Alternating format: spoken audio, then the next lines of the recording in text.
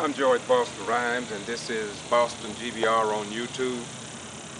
I'm down on North Troop Street here in the city of Valdosta, Georgia, to once again bring to your attention what I have discovered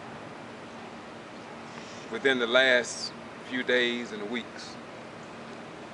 And I feel like it must be talked about. We must understand that if we are living in a world wherein young men and women are on probation with child support payments and other bills that cannot be paid, then they go into the jail system, and if they are held in jail for any period of time and they lose that job, how will they be able to continue to pay child support, pay probation fines, and et cetera, et cetera, et cetera? So, from talking to the people on the street, there's a little bit more to the problems that our young people have than many of us older folk are even aware of.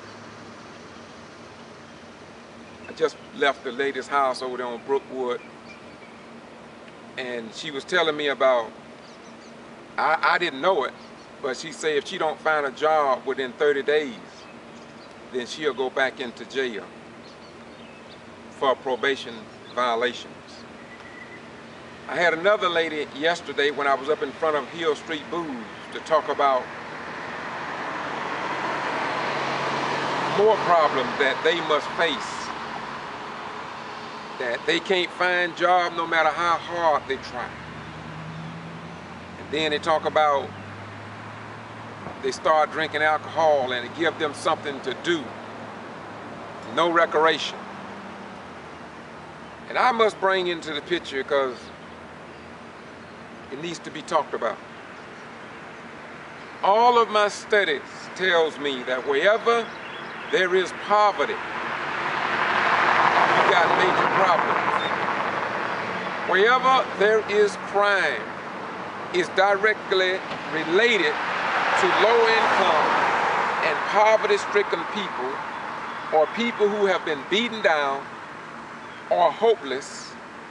And this includes whether it be in Africa, New York City, Valdosta, or Omaha, Nebraska, Southside. It's just the way it is. And so if our young people, number one, cannot find a job, number two, feel like the system is against them because they cannot find that job. I'm talking about the ones that want to work. All people, all young people don't want to sit on the street, drink alcohol, and do drugs. One other most important thing before I close this clip out. The state of Georgia and other states are now faced with a dilemma. They want to test people who are on drugs and getting food stamps, et cetera, et cetera. Well, I can't condemn that practice, for I don't think that nobody should get monies from the government or anyone else for that matter and use that money to buy drugs or alcohol or to do other things that don't make sense in the eyes of upstanding citizens and the God of our salvation. However, if Georgia legislators who can afford maybe their crack cocaine, who can afford an expensive suit to cover the fact that they are on drugs, why should they be exempt? I'll repeat that just in case you didn't catch it. Why should they be exempt from drug testing? Why should any entity, any agencies that are getting federal dollars, if it's 1 cent, be exempt from drug testing? If the members of law enforcement and in the military can be tested, and I was tested in the military during my whole career. So and I was paid from funds from the federal government. So if I'm getting funds from the federal government, why am I not tested also?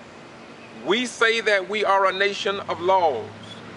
We say that we are a nation, one nation under God, indivisible with liberty and justice for all. Well, Jesus, God himself said, I have no respect of persons. God said, what I say unto one, I say unto all. And so if we are going to have the young people and older people who are getting food stamps to have a drug test, then why not the members in the Georgia Legislature, members in other states, governmental buildings, why shouldn't they be tested as well? Or is it just another avenue to direct our sons, our daughters, our neighbors, our friends, and our enemies into the penal institutions so somebody can benefit from the incarceration of American citizens? That is a legitimate question. Just giving you something to think about, because it is time now for us. It is time now for us to make a change. And that change must take place now. If we don't stand up, we are going to lose all the rights that we had. And I do believe that it is indeed time for a change. This is George Boston Rhymes on the street in Valdosta, Georgia. I'm out here because, like I was in Quitman on Tuesday, there is so much that needs to be reported to the American people that are not being reported. And I want to be a voice to help identify and illuminate the minds of every American and other people around the world where there's something wrong. If we can send our boys and girls into combat to fight foreign wars, then we also ought to be able to put people back to work. And we should not put them to work in jails and prisons.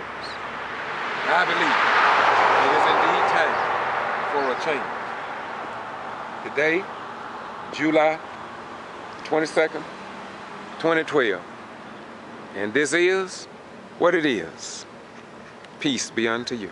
Bye-bye. We go.